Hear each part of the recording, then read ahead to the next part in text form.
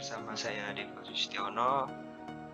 Di sini saya akan membahas tentang bagaimana Euro 2020 yang diselenggarakan tahun 2021 akan bergulir pada tanggal 12 Juni nanti di tahun ini dan berakhir pada 12 Juli tahun 2021 ini. Sebelumnya, Euro ini ialah suatu pesta sepak bola Eropa yang mana diselenggarakan 4 tahun sekali. Dan pada kesempatan kali ini Euro sebenarnya diadakan tahun 2020 lalu.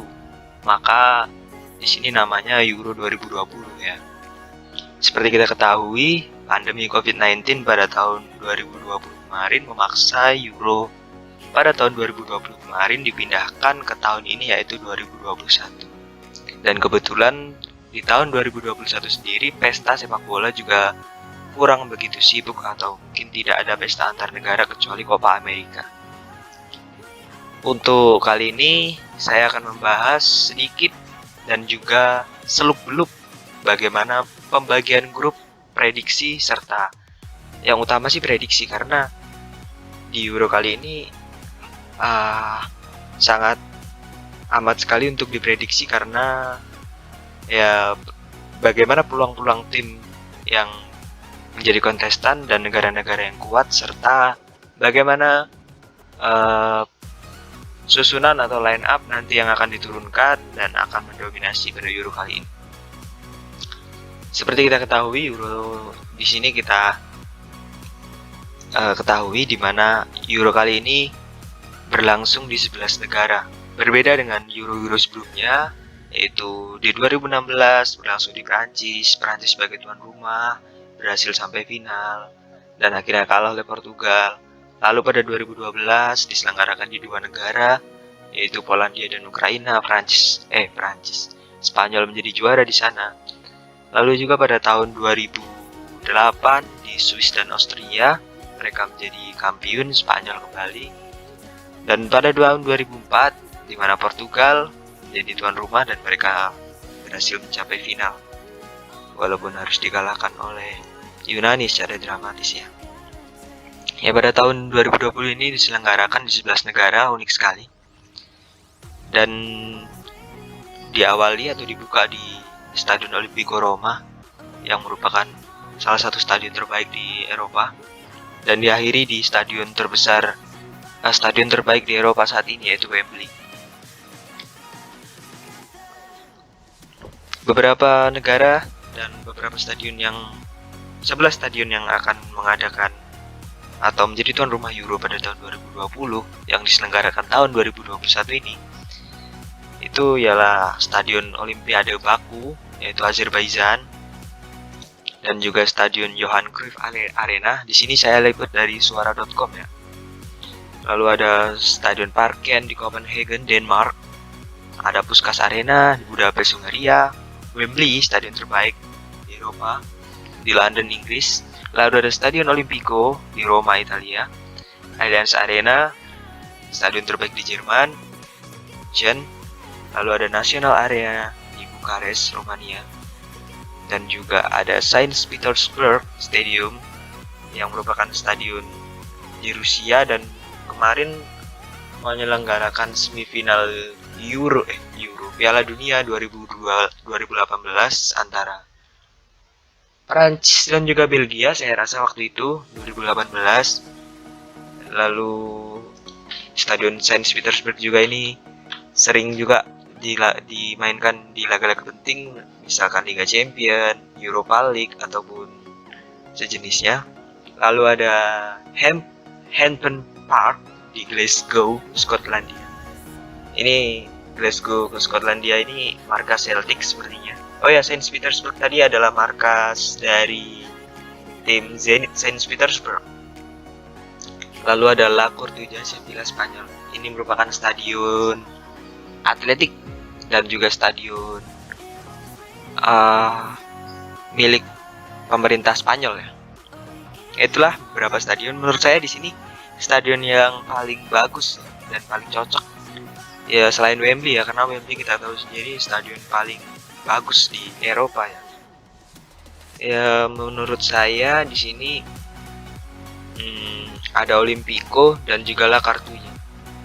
Karena stadion ini memiliki standar yang paling bagus menurut saya, karena kemarin di final Super Spanyol dan final Copa del Rey saya melihat di tayangan sih ya, cuman melihat di highlightnya. Penataan saya dan juga fasilitas baik sekali karena La Cartuja dan juga Stadion Olimpico Roma ini, kalau tidak salah sebagian besar milik pemerintah Spanyol, dan juga di Olimpico pemerintah Italia. Stadion lain bagus, cuman menurut saya dari yang bagus tersebut ada yang lebih bagus, dan mungkin Allianz Arena juga bagus. Saint Petersburg kita tahu sendiri merupakan stadion yang salah satu stadion terbaik di Rusia sana ya, walaupun ada Luzhniki dan juga beberapa stadion lainnya, Sochi dan lain-lain. Ya, kejuaraan Eropa sendiri diselenggarakan di 11 negara kali ini, edisi ke-16. Pada kesempatan kali ini Euro tahun 2020 yang diselenggarakan tahun 2021 ini merupakan penundaan yang diakibatkan oleh COVID-19 tahun 2020 kemarin.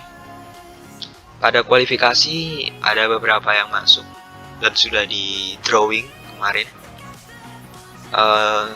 Euro kali ini kontestannya 24 negara, hampir dari separuh jumlah negara di Eropa.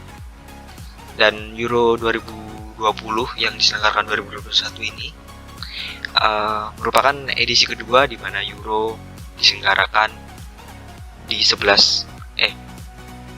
diselenggarakan 24 negara setelah kemarin Euro 2016 di Perancis diselenggarakan dengan kontestan 24 juga.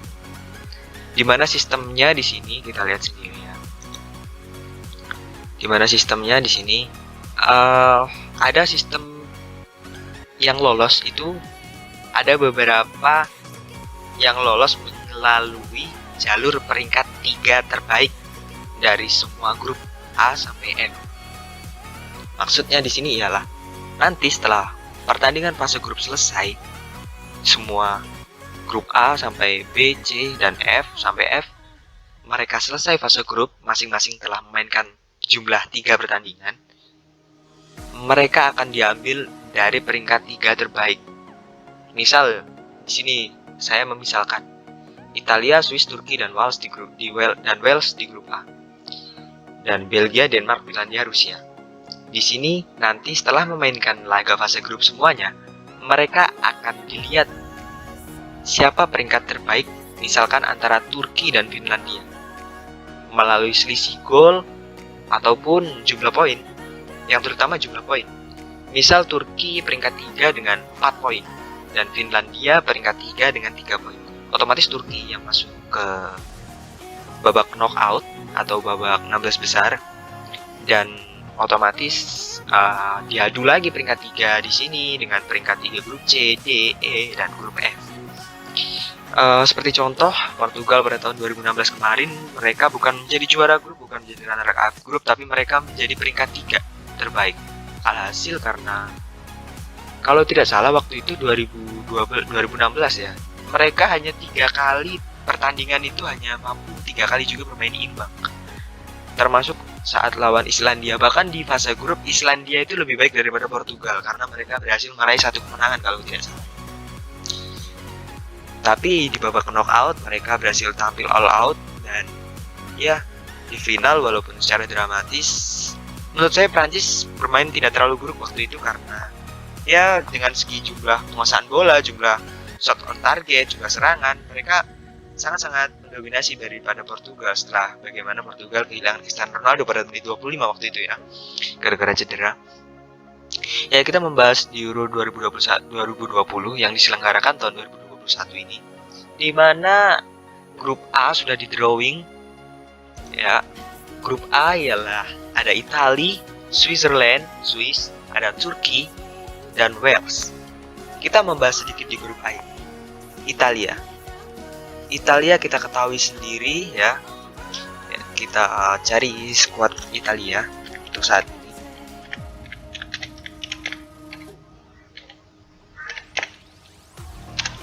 Ya, skuad Italia. Dimana kipernya ada Gigi Donnarumma. Ada juga pemain kuncinya, saya sebutkan pemain kunci aja. Ada Eduardo Donnarumma, ada Giorgio Chiellini yang merupakan back senior berusia 30-an. Dan 4-3-5 mungkin ya, 3-4 menurut saya. Ada Ciro Immobile di sini, ada Lorenzo Insigne, dan juga Jorginho merupakan master class atau passing master class dari Italia. Menurut saya mereka bisa berbicara banyak setelah kemarin pada tahun 2018 mereka tidak lolos Piala Dunia, dan juga pada tahun 2016 mereka hanya mentok di 8 besar. Ya, di 8 besar kalau tidak salah ya. Mereka pasti pemainnya Ciro Immobile sudah matang, Giorgio Chiellini memasuki kepala 4, akan memasuki kepala 4, dan juga Jorginho sudah mulai matang, kemarin berhasil menjuarai Liga Champions bersama Chelsea.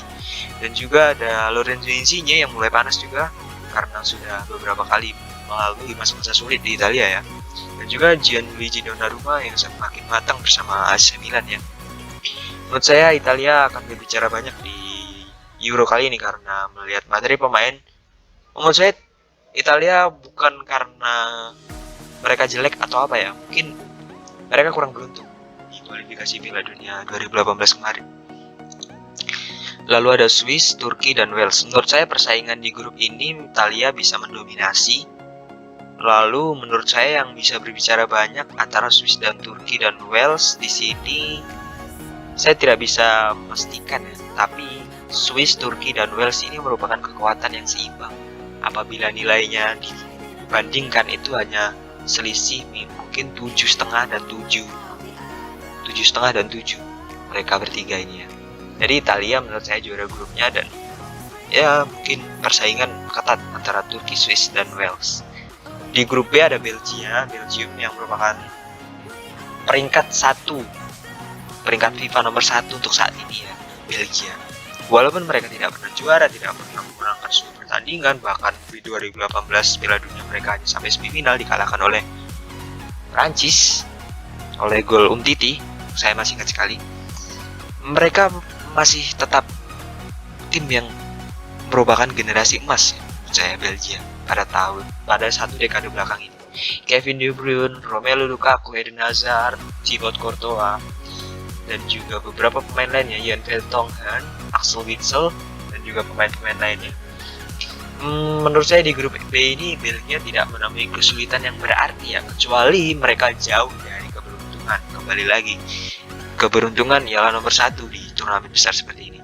Denmark, yang mana tim dinamit, ada Finlandia dan Rusia.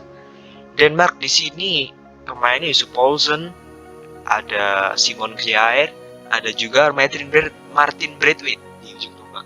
Walaupun Martin Braithwaite di Barcelona jarang mendapatkan kesempatan, jarang mendapatkan tim utama, tapi untuk bermain di level internasional, bermain untuk negaranya, saya rasa dia memiliki jiwa yang lebih gitu, semangat yang lebih, dan juga gameplay yang lebih dari pemain-pemain lainnya yang hanya memperkuat tim-tim mediocre, karena sistem dan intensitas latihan di tim-tim besar seperti Barca, Madrid, duo Manchester, dan liga-liga top-top Eropa lainnya itu akan menjadi suatu kelebihan untuk striker-striker, untuk pemain-pemain yang telah merumput di liga-liga papan atas Eropa tersebut.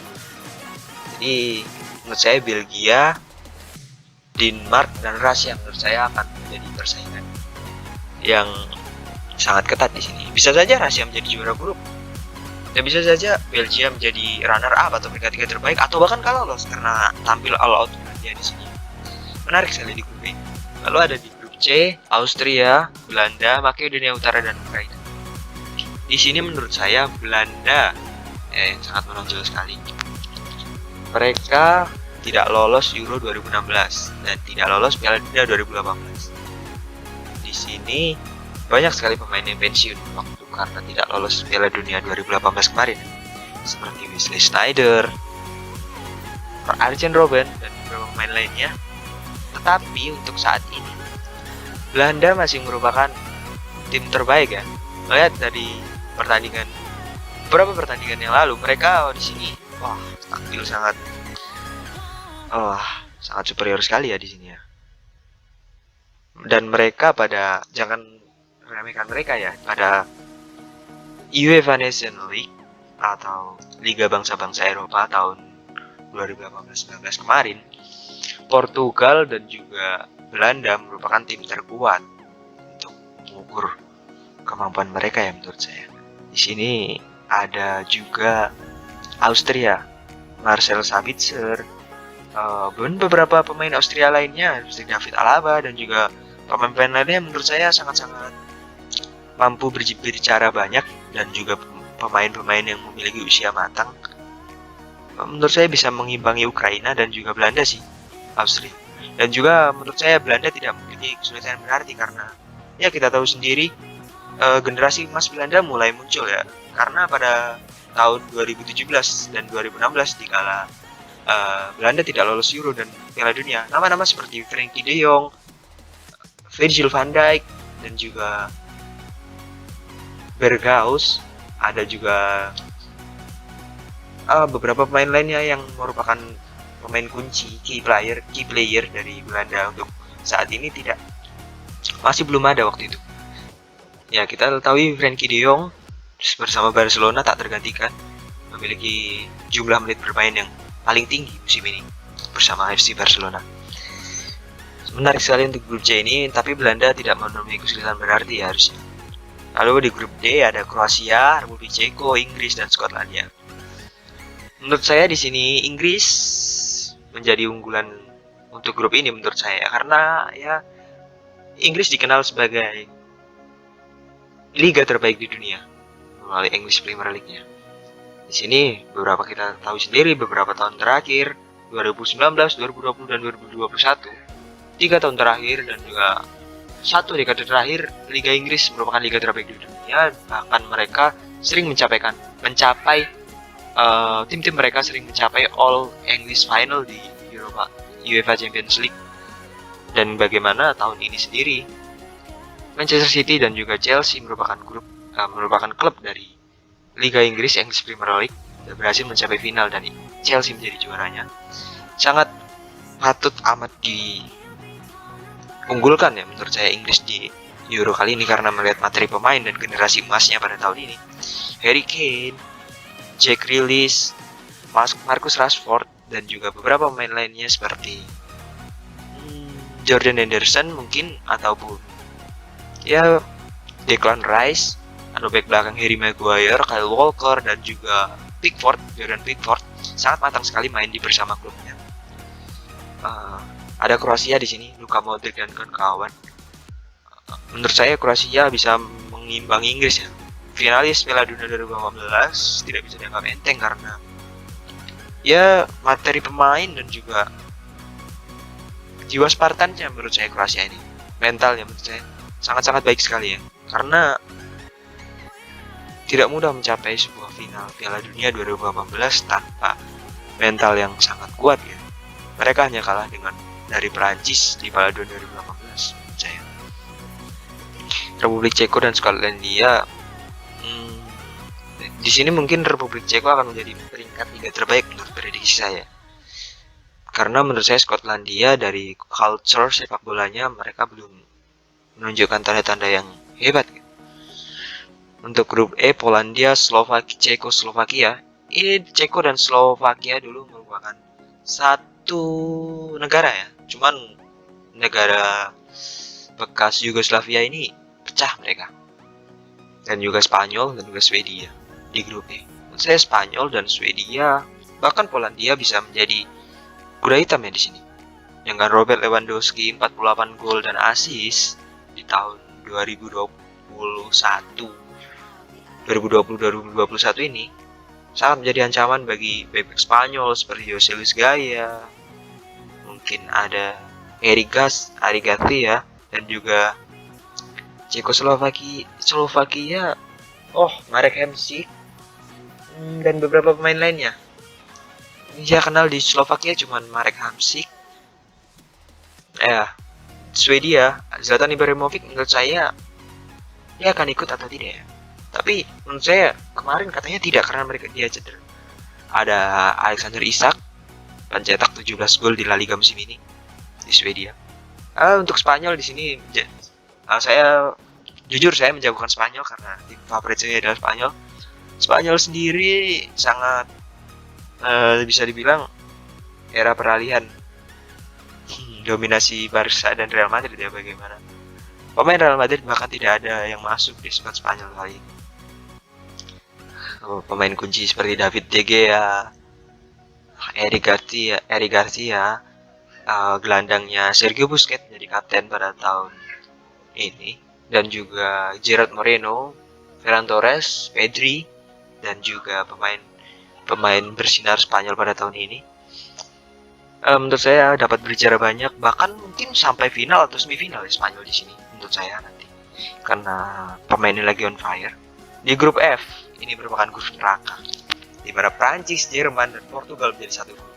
Ya menurut saya di sini Hungaria menjadi bisa dibilang public figure ya, figuran di sini, karena ya kita tahu Prancis, Jerman, Portugal merupakan salah tiga tim terbaik di Eropa untuk saat ini. Prancis sebagai label finalis Euro 2016 dan juara dunia 2018, Jerman dunia 2014, dan selalu berbicara banyak di Euro, masuk ke semifinal, final, bahkan tahun 2008 ya, sebelum dikalahkan Spanyol oleh guru Charles Puyol.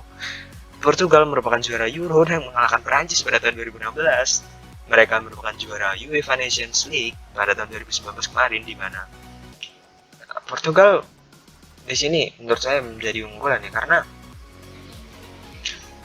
generasi emas setelah era Luis Figo, setelah era Pauleta, setelah era Nuno Gomes dan lain-lain, Ronaldo menjadi pemimpin di usia 36 tahun untuk saat ini ya, di mana Prancis, Jerman, dan Portugal menurut saya masih setara.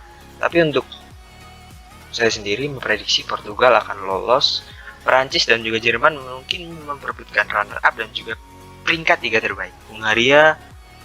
Bisa jadi Hungaria menjadi juara grup karena tampil all out. Ya kita lihat saja, menarik sekali. Menurut saya Portugal, Prancis, dan juga Jerman akan lolos di grup ini. Untuk babak knockout, menurut prediksi saya seperti ini: Turki, Ukraina, Inggris, Jerman, Wales, Belgia, Swedia, dan Portugal memasuki bagian sebelah kiri. Dan juga Netherlands, Belanda, Rusia, Spanyol, Kroasia, Italia, Polandia, dan juga Denmark serta Prancis masuk dalam pot kanan ya, bagian kanan, di mana Turki melawan Ukraina di sini menurut saya dengan Burak Yilmaz, Ozan Tufan, dan juga Soyuncu, Merih Demiral, banyak sekali pemain Turki yang bersinar pada musim kali ini di liga-liga top Eropa pastinya. Membuat Turki lebih saya jagokan di sini ya, untuk masuk ke perempat final. Lalu ada Inggris dan juga Jerman. Jerman walaupun merupakan juara Piala Dunia 2014, tapi menurut saya Inggris memiliki squad yang lebih mumpuni daripada Jerman untuk kali ini ya.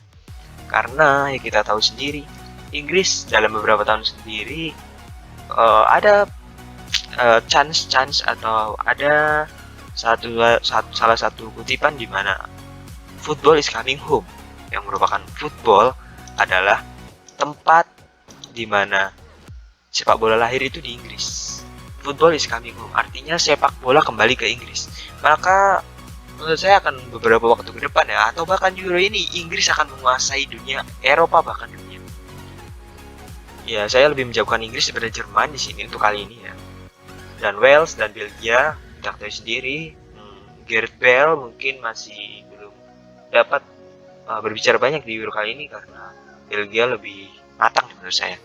Swedia dan Portugal juga menjadi unggulan menurut saya Portugal di sini karena Cristiano Ronaldo, Bruno Fernandes, Francisco Trincao, dan juga beberapa pemain lainnya seperti Ruben Dias yang baru saja menyabet sebagai Premier League Player of the Season tahun 2020-2021 ini merupakan back sekaligus pemain terbaik Premier League tahun 2020 dan 2021. Menurut kalian cocok nggak sih atau pantas nggak sih Ruben Dias menjadi Player of the Season dari Premier League season kemarin ini? Kalau cocok, silakan kalian komentar, dan kalau tidak cocok, silakan kalian komentar di bawah. Lalu ada juga di sini Portugal ya, masuk, dan di sini ada Netherlands dan juga Rusia. Menurut saya Netherlands dapat berbicara banyak di Euro kali ini karena Rusia masih masa-masa peralihan ya. Denis Serisev, Artem Dzyuba, Yusuf Smolov, Fyodor Smolov, dan juga beberapa back lain, Sergei Nasevic. Mungkin back yang berusia 37 tahun menurut saya di 2018 kemarin. Sekarang 41 tahun berarti. Masih main atau tidak? Ya, sini saya masih mengunggulkan Netherlands, Belanda ya. Ada Spanyol dan Kroasia, saya menjagokan Spanyol di sini. Lalu ada Italia dan Polandia, menurut saya Italia mampu secara banyak. Dan juga Denmark, Prancis, saya akan menjagokan Prancis. Ya, format dari menurut saya ya. Turki melawan England, Belgia melawan Portugal, wah seru sekali nih. Netherlands melawan Spanyol, Italia dan juga Prancis. Turki melawan England, menurut saya menjagokan England di sini. Belanda Portugal, saya menjagokan Portugal. Meski Belanda dan Portugal menurut saya akan sengit sekali nanti ya, walaupun mereka menang tipis atau mungkin ada penalti perpanjangan waktu extra time, mungkin sangat-sangat menarik sekali pertandingan kali ini. Netherlands juga Spanyol di sini akan menjadi sebuah reunian ya, di mana Frankie De Jong dengan kawan-kawannya Pedri, Sergio Busquets, dan juga pemain-pemain Barca. Saya akan menjagokan Spanyol di sini, walaupun Spanyol menang sulit di sini nanti ya. Italia dan juga Francia, saya menjagokan Prancis, walaupun Italia saya bilang tadi merupakan generasi emas, tapi menurut saya Prancis lebih kuat. Dia bisa lihat dari 2018 Piala Dunia, Euro 2016, Prancis hanya kalah dengan ya Portugal menurut saya. Di sini Prancis dengan Spanyol masuk semifinal, Portugal dan juga Inggris. Ya, silakan dicatat baik-baik prediksi semifinal saya, Inggris melawan Portugal, Spanyol dan Prancis, 4 tim ini menurut saya. Di mana Inggris melawan Portugal, saya menjagokan Inggris di sini untuk mencapai final ya. Spanyol dan juga Prancis, saya menjagokan Prancis di sini karena Prancis memiliki pemain-pemain usia matang. Antoine Griezmann, Kylian Mbappe, Karim Benzema yang on fire di tahun ini. Back ada Clement Lenglet, Jules Koundé, beberapa pemain di lini tengah, misal ya N'Golo Kante, Paul Pogba, dan juga beberapa pemain Corentin Tolisso bisa berbicara banyak di sini. Dominasi Spanyol menurut saya. Ya, Inggris melawan Prancis di sini finalnya saya bahas dari segi hitung-hitungan dan juga saya membandingkan di atas kertas, Inggris akan menjadi champion tahun ini. Begitulah prediksi dari saya. Ingat, walaupun misalkan prediksi saya ini salah, Inggris menjadi juara, dan beberapa prediksi saya yang salah nantinya, ingat ini saya hanya prediksi atau opini dari saya. Terima kasih yang telah menonton. Jangan lupa like, comment, dan share, serta subscribe supaya saya dapat membuat video-video selanjutnya dengan semangat. Terima kasih yang telah menonton.